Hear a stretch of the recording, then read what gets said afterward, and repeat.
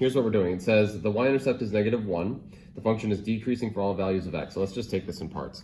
So I'm trying to sketch this graph. So graph paper I think is really helpful, but if you don't have any, you can just do the tick marks as well. The thing is with 7, they tell us that it's linear. So we know that we're going to ultimately have a line. And it says the y-intercept is -1. So I'm going to plot that point. It says the function is always decreasing for all values of x. So that means that it's going to be falling like this somehow, right? The line will be decreasing. The domain of the function is from -4 to 3.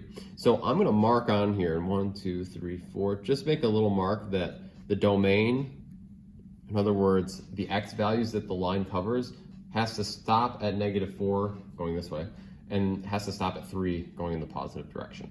Okay, so let's see.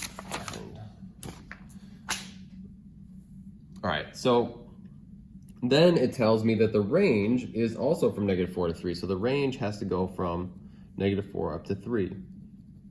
And again, we know that it's a line. So I was trying to think of like, what are the possible, like when I did this problem originally, I was like, well, how could you even fit a line that like would do this? And there's only one way. Like if you try and, I don't have a pencil, so I guess I won't. But like if you try and fit the line here, right? You're not going to, you can get the domain covered, but you can't get the range covered, right? So it's like, well, okay, you got to tilt the line some then. Well, like if you do it this way, if you tilt it too much, then you end up with the range covered, but not the domain. And so it turns out that the only way to make this line work is to start it here at 3, -4, and then to take it all the way up to -4, 3, and then you can sketch the line.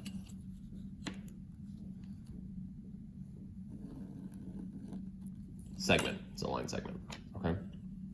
So that's a really good problem because it gets at that idea of like really understanding what domain is and really understanding what range is and how it can help you pin down where this line has to go.